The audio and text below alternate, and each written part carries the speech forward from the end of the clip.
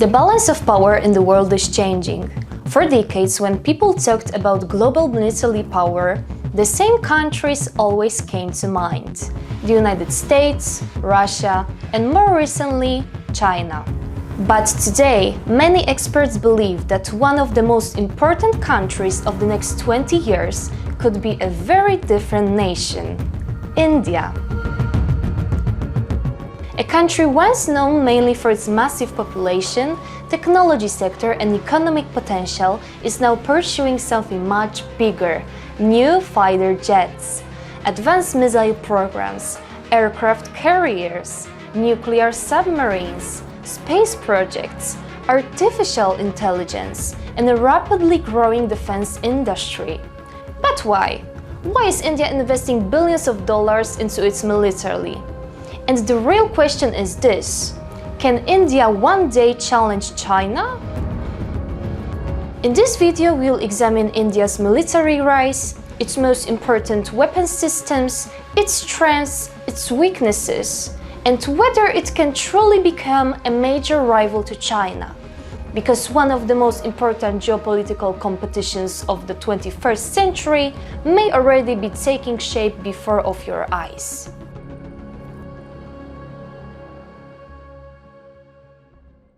Chapter 1: The China Threat and the Galwan Turning Point. To understand India's military rise, we firstly need to understand why it is happening. And to understand that, we need to look at one event. The year was 2020. The location was the Galwan Valley. Indian and Chinese troops clashed high in the Himalayas. The confrontation shocked both countries. For many Indians, it was a wake-up call. For years, China had been viewed as a powerful neighbor. Now, it was increasingly being viewed as a direct strategic threat. Military planners in New Delhi began asking a difficult question: what would happen if China became even stronger? And more importantly, would India be ready? The answer triggered one of the largest military modernization efforts in Indian history.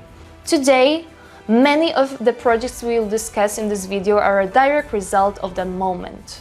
Chapter 2: BrahMos, India's game-changing missile.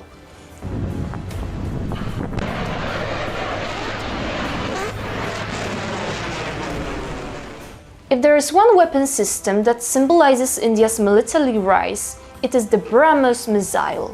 But what makes it so special? Because BrahMos is not just another missile. It is widely regarded as one of the fastest operational supersonic cruise missiles in the world. In modern warfare, speed matters. The faster a missile travels, the less time the enemy has to react. By the time defensive systems detect the threat, it may already be too late. But speed is only one part of the story. The BrahMos missile is incredibly versatile. It can be launched from land, it can be launched from warships, and it can be launched from aircraft. And it can be used against both land targets and naval targets. In other words, India did not simply develop a missile. It created an entire family of strike capabilities. Today, countries such as Philippines have shown interest in acquiring BrahMos systems, and that matters. Because great powers do not only buy weapons, they sell them. India's goal is not simply to become militarily powerful. It wants to be a major defense exporter. And BrahMos is helping turn that ambition into reality. Chapter 3: Agni-V, a message that can reach Beijing. Some weapons are designed to fight wars. Others are designed to prevent them. Agni-V belongs to the second category. This missile represents one of the most important pillars of India's strategic deterrence. Its range allows it to reach targets thousands of kilometers away. But Agni-V is more than a military asset. It is also a political message, a warning, a symbol of strategic credibility. India wants potential adversaries to understand that any conflict would come with serious consequences, and that is exactly what deterrence is about. Not fighting wars, preventing them. And for India, an A5 has become one of the most important tools in maintaining that deterrence. Chapter 4. India's answer to the F-35, the AMCA project. The United States has the F-35. China has the J-20. And what is India's answer? The answer is AMGA, the Advanced Medium Combat Aircraft. This is one of the most ambitious defense projects in Indian history. The objective is clear: develop a fifth-generation stealth fighter, an aircraft equipped with advanced sensors, reduced radar visibility, modern electronic warfare systems, artificial intelligence support, and technologies designed for future battlefields. This is not an easy task.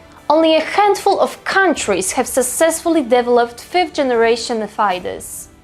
But if AMCA succeeds, it could transform India's military future, because true military powers do not depend entirely on foreign technology. They create their own, and that is exactly what India is trying to do. Chapter 5. Tejas, the foundation of India's future Air Force. AMCA may represent the future, but Tejas represents the present. For decades, many critics argued that India would never be able to develop a modern fighter aircraft on its own. Tejas proved them wrong. Today, the Indian Air Force continues to expand its Tejas fleet. The aircraft may not yet compete directly with the world's most advanced stealth fighters, but that is not the most important point. The real achievement is something much bigger: knowledge, experience, engineering capability, industrial infrastructure. Because every advanced fighter program begins somewhere, and for India, Tejas is that beginning. The lessons learned from Tejas are helping shape the next generation of Indian military aviation. Every successful flight, every upgrade, every production milestone brings India one step closer to military self-reliance. And for a country that wants to become a major global power, that goal is critical. Because relying on foreign suppliers during a crisis can become a various vulnerability. India understands this. That is why Tejas is far more important than many people realize. It is not simply an aircraft. It is the foundation of an entire defense ecosystem. Chapter 6. S-400. Can India protect its skies? Building powerful weapons is important, but defending against army weapons is equally important. That is why India made one of the most controversial defense purchases in recent years: the S-400 air defense system. This decision attracted international attention, especially because India maintains close relationships with both Russia and Western countries. But New Delhi's priority was simple: protect Indian airspace. Modern warfare begins in the skies: missiles, fighter aircraft, drones, electronic warfare platforms. These threats can appear within minutes, and countries that fail to defend their airspace often pay a very high price. This is where advanced air defense systems become critical. India believes that protecting its skies is just as important as expanding its offensive capabilities, especially when facing a military power like China, a country with one of the largest missile industries in the world, a country investing heavily in advanced aircraft and long-range strike systems. For India, air defense is not a luxury. It is a necessity. And the S-400 is one of the most important pieces of that strategy. Chapter 7. India's big plan for the ocean. Most people think about India's military strength in terms of its army. But India's long-term ambitions extended far beyond land warfare, because New Delhi understands something very important. The future of global power is closely connected to the oceans. The Indian Ocean is one of the most important regions on Earth. A huge percentage of global trade passes through these waters. Oil tankers, Cargo ships, energy routes, critical supply chains all move through the region. And whoever controls the sea lanes gains enormous strategic influence. India sees the Indian Ocean as its natural sphere of influence. But there is a problem.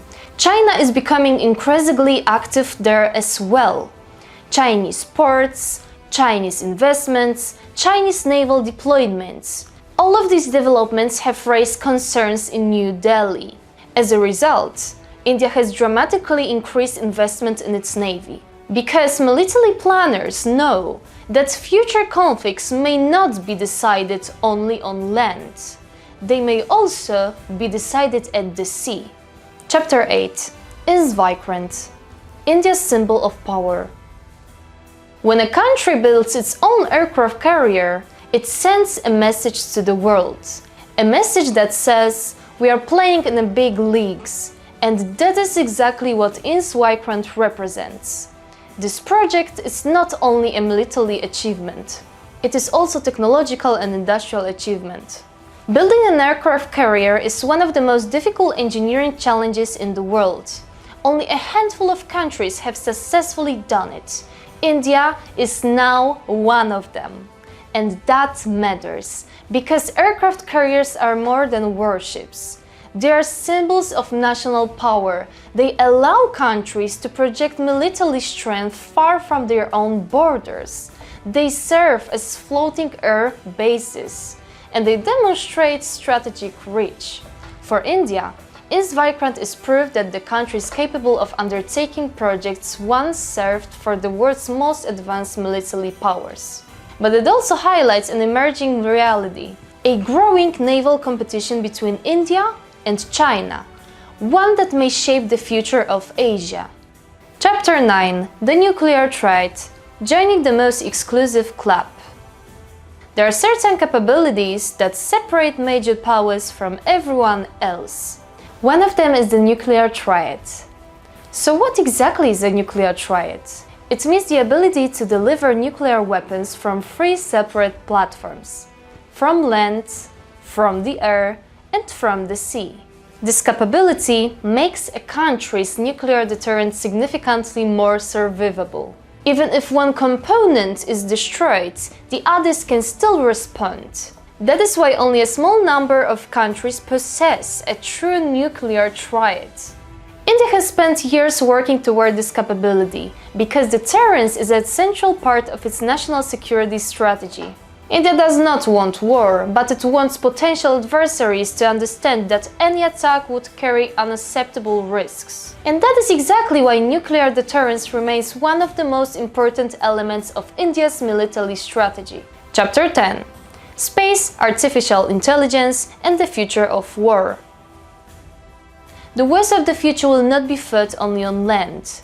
They will not be fought only in the air, and they will not be fought only at sea. Future conflicts will also extend into cyberspace and into the world of artificial intelligence. India understands this, and that is why it continues investing in advanced satellite systems, space-based surveillance, communication networks, and emerging technologies. Because information has become one of the most powerful weapons in modern warfare. The side that sees first often gains the advantage. The side that understands first often wins. Artificial intelligence is expected to play a major role in future military operations, from battlefield analysis to autonomous systems to decision support. And India does not want to be left behind. The next generation of military competition will not be defined only by tanks and fighter jets. It will also be defined by algorithms, data, and technology. Perhaps India cannot surpass China today. Perhaps it cannot do so tomorrow. But the next 20 years could tell a very different story. Because one of the most important geopolitical rivalries of the 21st century is only beginning. And if India continues on its current trajectory, many things that seem impossible today may become possible in the future. History has shown us that power balances do not remain fixed forever. Empires rise, empires fall, new powers emerge. And perhaps right now we are witnessing the rise of one of them. The question is no longer whether India is becoming stronger. The real question is, how strong can India become? And should China be worried?